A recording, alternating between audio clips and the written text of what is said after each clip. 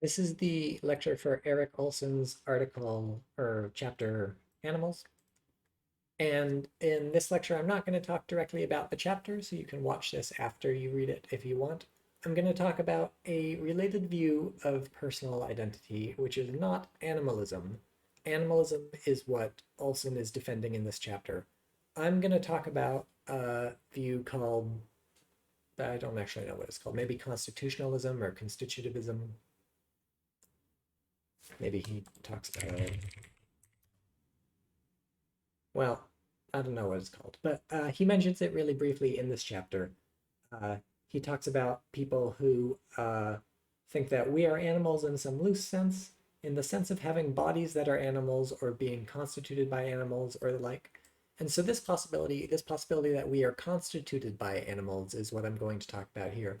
So this is a theory of personal identity that says that you are a thing and what are you made of? You're made of an animal.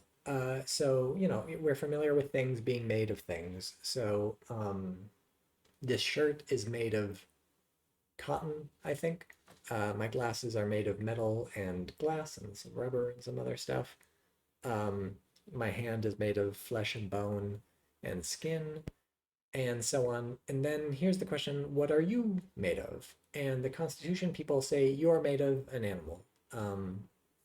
And specifically a human animal, this one that you're looking at is the one that constitutes me, and so on and so forth. That doesn't mean you are an animal. Well, I mean, it does and it doesn't. So, like, is my hand flesh and bone and blood and stuff? I mean, yes, my hand is flesh and bone and blood, but also my hand is like more than just the stuff that constitutes it. Are my glasses metal and glass and rubber and stuff? I mean, yes, but they're more than just that. Is my shirt cotton? I mean, yes, but it's more than just that. If I unravel this shirt and just turn it into a pile of cotton, or if I disassemble my hand and just turn it into a pile of bones and flesh and skin and stuff, or if I smash my glasses into tiny, tiny pieces and it's just pieces of metal and glass and stuff, all that stuff is still there, but the objects are gone. The shirt is gone, the hand is gone, the glasses are gone. So just because you keep, like, if my glasses are that stuff and then I smash the glasses, the stuff is still there, but the glasses are gone. So, it's not just the stuff, it's something about how the stuff is arranged or something like that. And so that's what the Constitution views say. You are made up of an animal, like an animal makes you up, but it's not like you just are the animal. Uh, can we get rid of you without getting rid of the animal? I don't know, maybe. Can we get rid of the animal without getting rid of you? That's tougher. I mean, potentially, it's going to depend on the Constitution views, but, can I keep this shirt, but I get rid of the cotton? Mm, I don't know. Like maybe if I add patches of nylon into the shirt one at a time until eventually it's made out of entirely nylon, did I keep the shirt or did I just destroy the shirt piece by piece? I don't. This is complicated. The famous example of this is the ship of Theseus thought experiment.